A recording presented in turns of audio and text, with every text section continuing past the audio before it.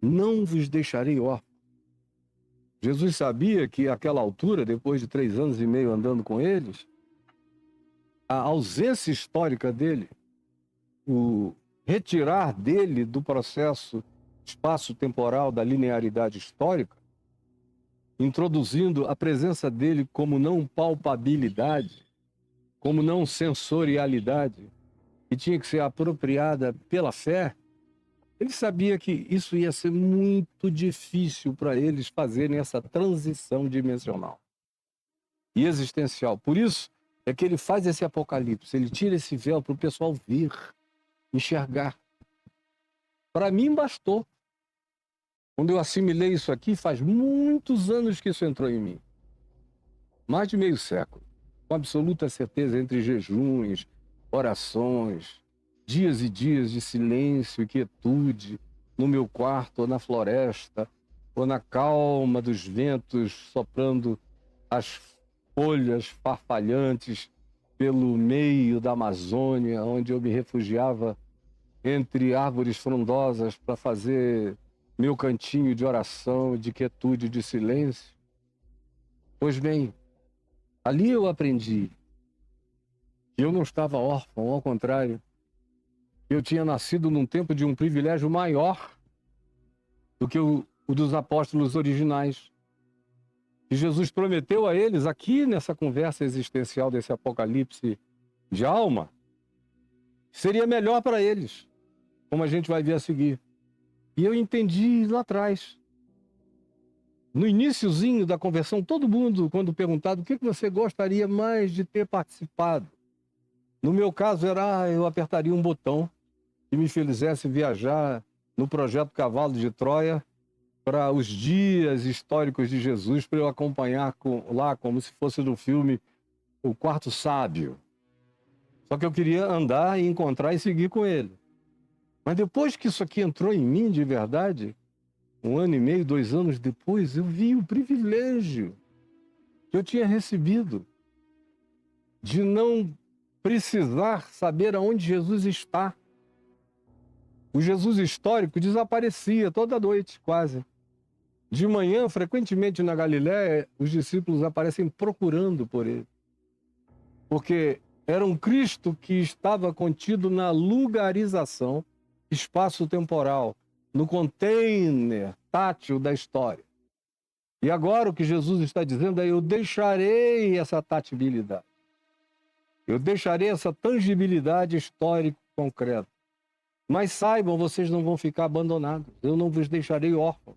Vocês não vão ficar sozinhos, porque eu voltarei para vós outros. Aí alguém diz: tá bom, então eu vou ter que esperar morrer para passar na porta dimensional ao encontro dele? Ou vou ter que esperar a parousia, essa volta que todo olho verá? É essa alternativa? Eu tenho essas duas alternativas? Não. Ele não diz isso. Ele diz: eu voltarei para vós outros já. Tinha uma volta de Jesus para eles que aconteceria antes deles partirem para Jesus ou antes de Jesus voltar para eles na terra, ou para todos os habitantes da terra e para todos os discípulos do mundo. Ele diz: olha, eu voltarei. Por um pouco, só aguardem. Ainda por um pouco e o mundo não vai mais me ver. Esses fariseus, saduceus, autoridades do templo, curiosos e pessoas as mais variadas, com motivações as mais distintas e diferentes, independentemente daqueles que me buscam com sinceridade, verdade e amor, e uma legião de outros olhares e de outras percepções. Eles me buscarão com essas perspectivas e percepções e interpretações e não me acharão. Não me verão e não me vereis, nem vocês, nem o mundo não me verá mais. Vós, porém, daqui a um pouco me vereis, porque eu vou me manifestar vivo outra vez. E então vós me vereis e vivereis, quando eu me manifestar vivo, inteira e profunda e intimamente e interiormente para vocês. Naquele dia, que é o dia da ressurreição para frente, ou seja, quando ele está dizendo por um pouco, ele está dizendo, em outras palavras, aguardem 3 dias. E logo depois dos 3 dias, a gente vai andar juntos 40 dias e 40 noites. Depois eu vou ser assunto aos céus. Fiquem na cidade até que do alto sejam revestidos de poder. E 10 dias depois dele subir, o Espírito Santo caiu sobre os discípulos num cenáculo em oração. E Jesus voltou para eles.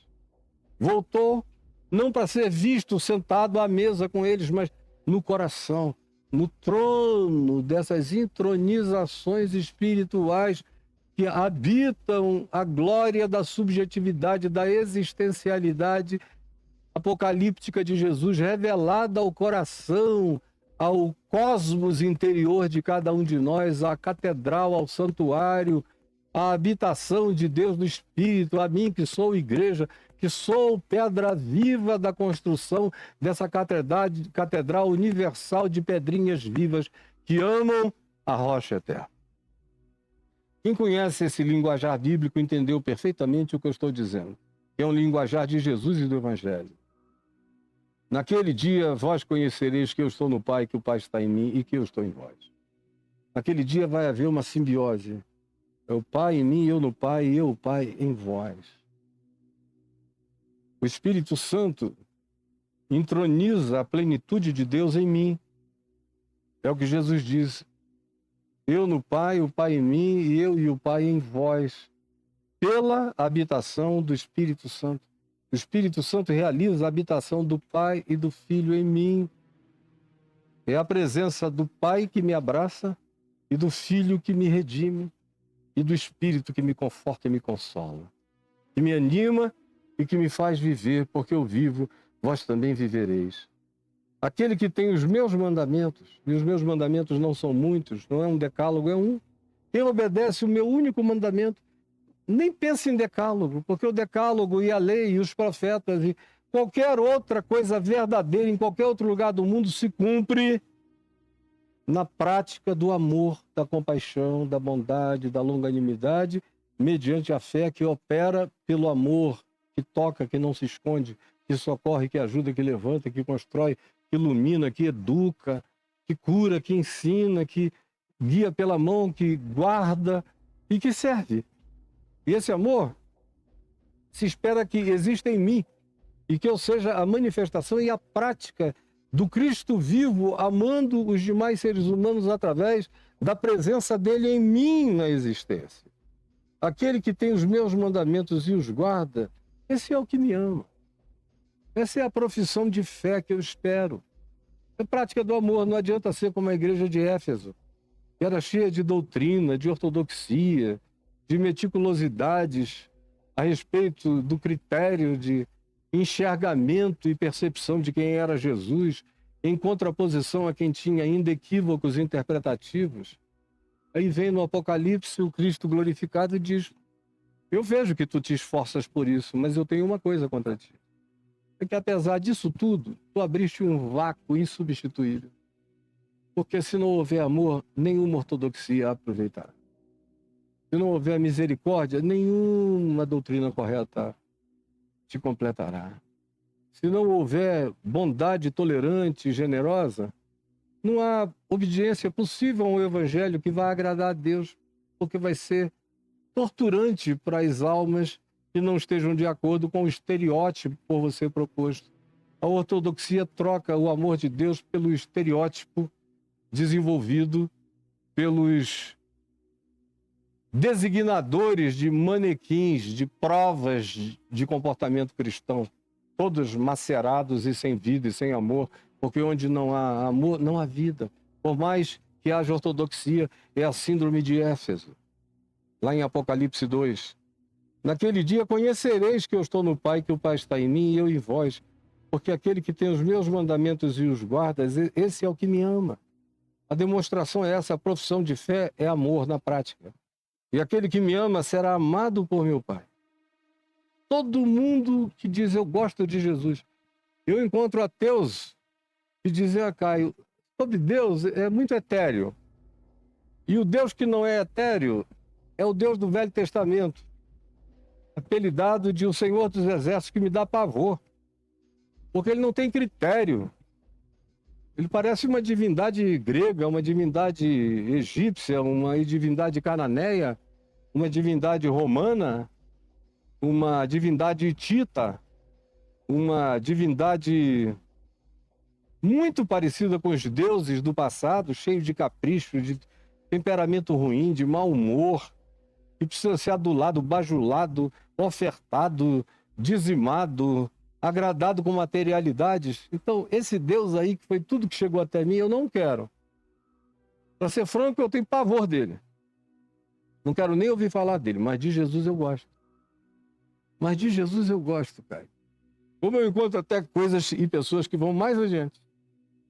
Caio, eu não creio em Deus nenhum, mas estou orando ao teu Deus.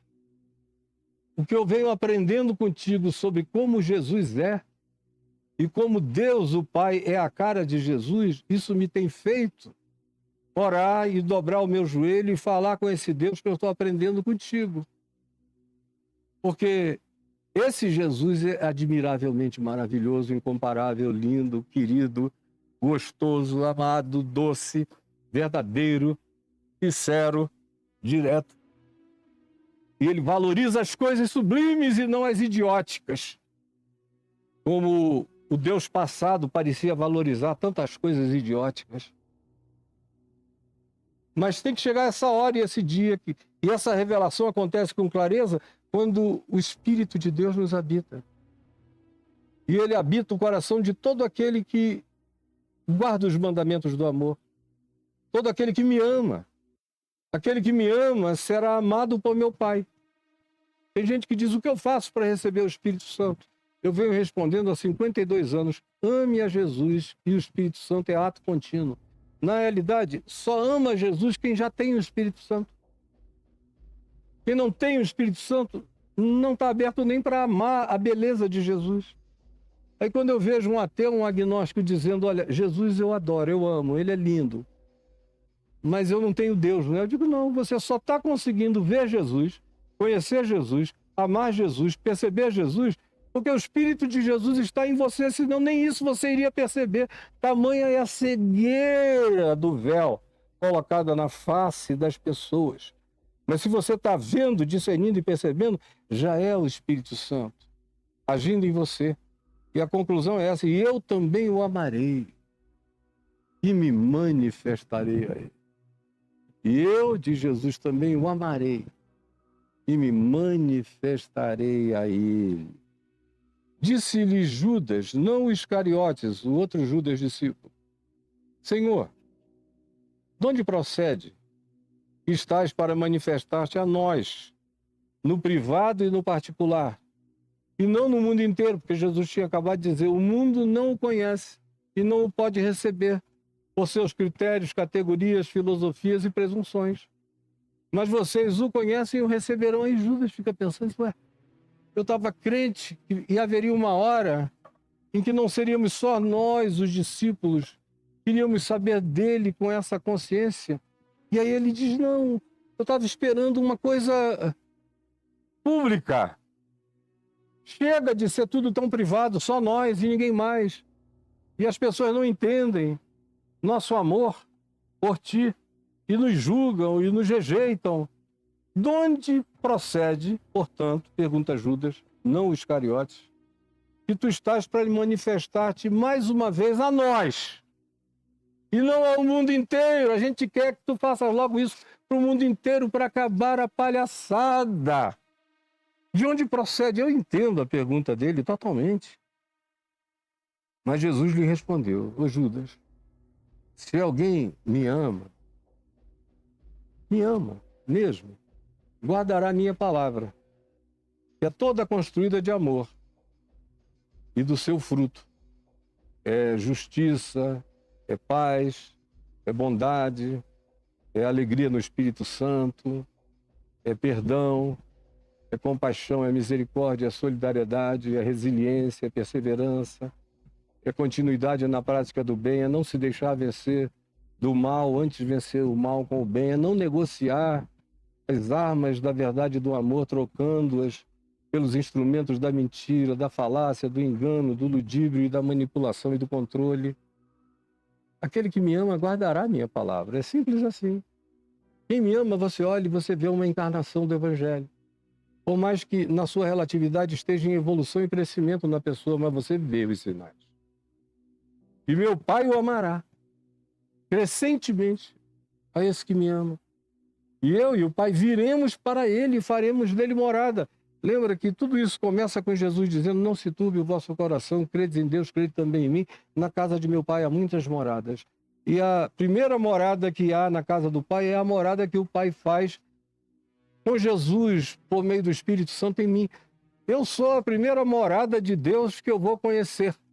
É Deus habitando em mim, já é a primeira morada e a primeira garantia de que morada não me falta, começando do fato de que eu sou morada em mim mesmo para Deus, para Jesus, para o Espírito de Cristo, me habitando. Ora, se eu sou habitado e feito morada por Deus, é porque não tem como eu não morar com Deus se eu já sou morada dele a partir de agora, não há mais dúvida de que nós estamos casados, é um casamento, é uma conjugalidade indivociável entre mim e o amor eterno.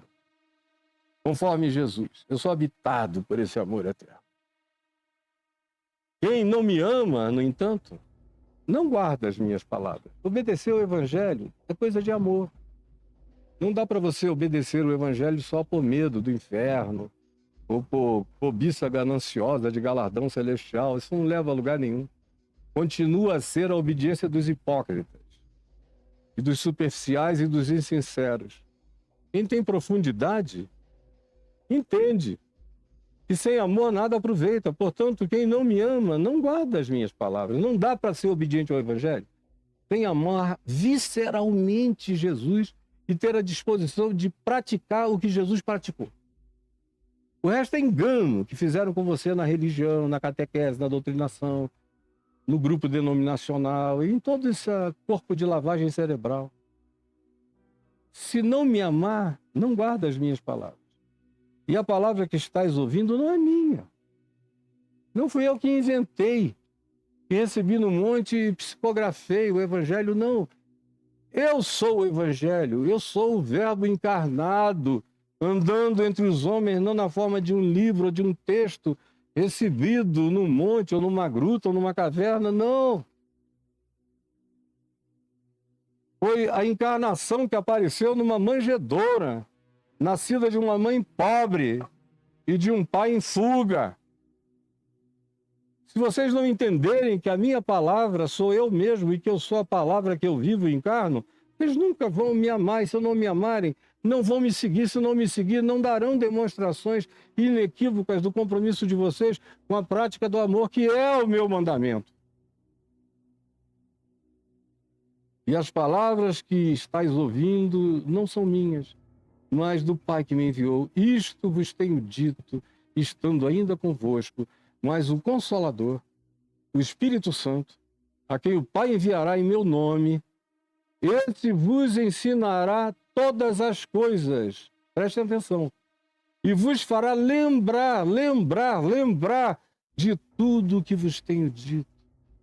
Jesus deixou o Evangelho continuar por conta da ação do Espírito Santo na prática da vida humana. Jesus propôs a continuidade do Evangelho não como 4 livros, mas como milhões de seres humanos praticando o ensino que ele, Jesus, encarnou, e que ele, Jesus, disse que o Espírito Santo que viria faria os discípulos lembrarem, e pela pregação dessa lembrança que eles próprios tinham vivido como testemunhas oculares, se criaria um poder energético vibratório dessa palavra designada como rema, que é essa palavra ativa, vibracional, que sai da declaração de fé pura, limpa, espontânea, sincera e harmônica do coração com o ensino praticado por Jesus. E é daí que decorre esse poder vibratório, convertedor, transformador, alterador, miraculoso dentro de nós. O Consolador vos ensinará todas as coisas e vos fará lembrar de tudo o que vos tenho dito. Agora lembrem-se disso. Só é possível absorver isso tudo se vocês aquietarem o coração de toda ansiedade, de todo medo, de todo pânico, de toda insegurança, de todo pavor e fobia de orfandade, e vocês abraçarem a minha paz. Compreensão cresce na entrega da vida à paz. E a entrega da vida à paz depende de confiança. Confiar nele, que ele não me enganou, não me engana, não me enganará.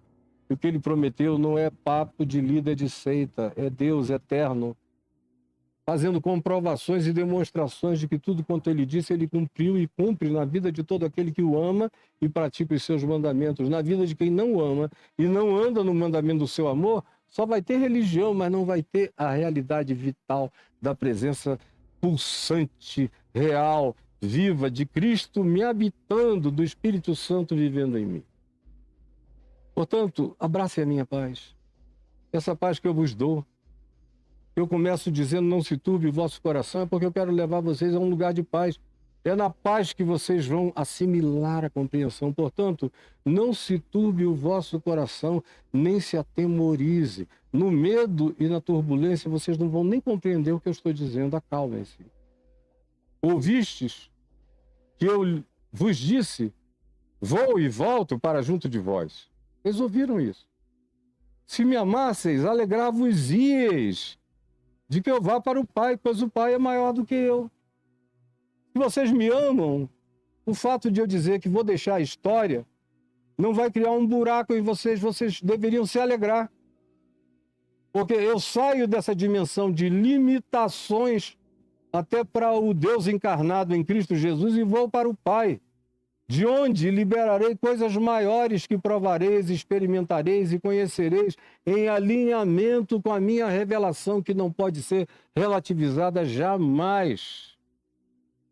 Vocês deviam ficar, portanto, alegres, porque tem coisas maiores e alinhadas com a rocha do meu alinhamento, com a minha pedra de esquina, que será dada a vocês.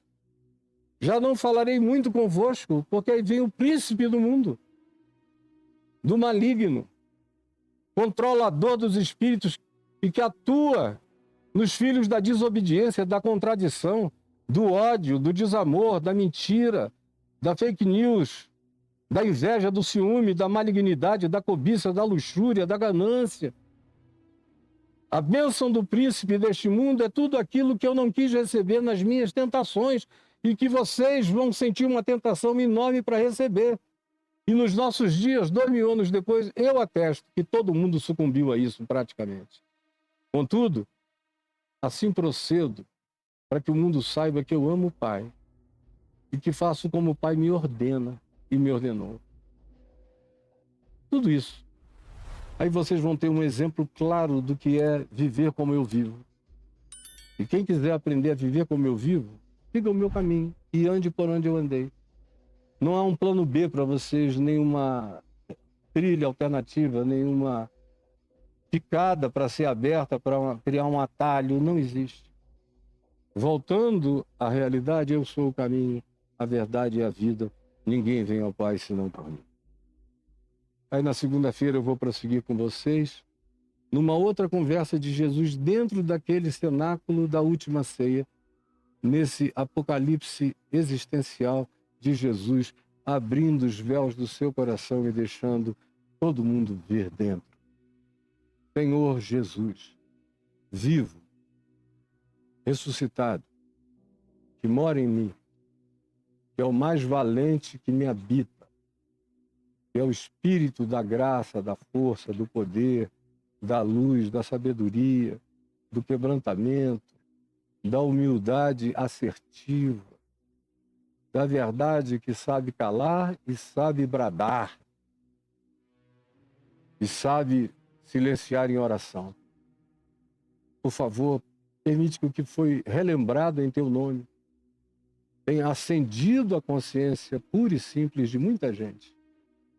É tudo que eu te peço, em nome de Jesus. Amém e amém.